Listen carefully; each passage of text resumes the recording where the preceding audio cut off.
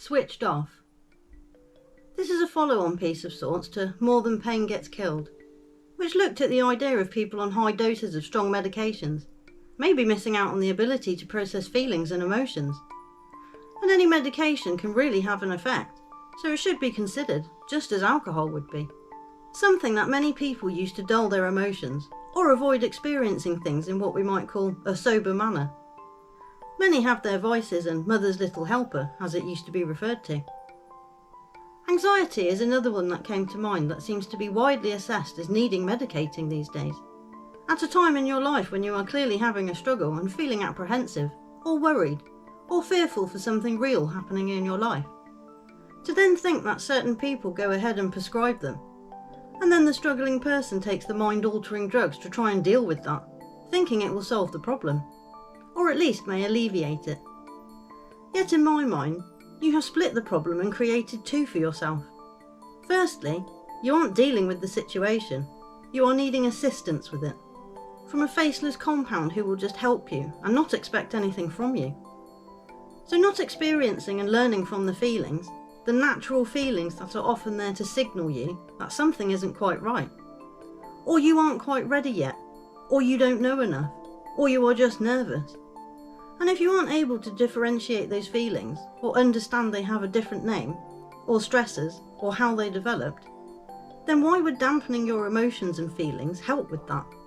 Secondly, when faced with a similar problem or an entirely new one in the future, which triggers those same feelings or slightly new ones, what happens then? Does your brain have any reference point for when it coped before? Does it know that certain feelings are entirely appropriate in certain situations, and shouldn't, in fact, be switched off or inhibited? And maybe the brain remembers what it did before, and goes to the doctor for the same method of coping as before.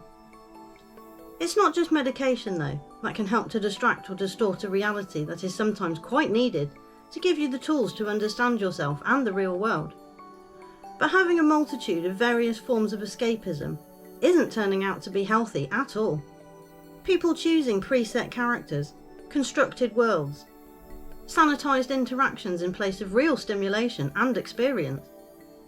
Because for some, they don't seem to be able to assimilate real things and real people happening in real time, with the expectation of things being able to be paused, reset, done again, or wanting to fully control the interaction, with a complete emotional collapse often following if something doesn't go how they expected it to or wanted it to.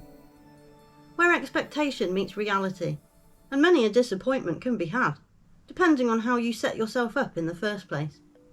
But it seems many can't deal with the feelings that go along with disappointment, which is why it is perhaps so incredibly important to teach children how to understand feelings and emotions, to give them the language and understanding skills for them to be able to process them, and hopefully that can at least set people in good stead to go forward in life, and perhaps a little more prepared for what may come.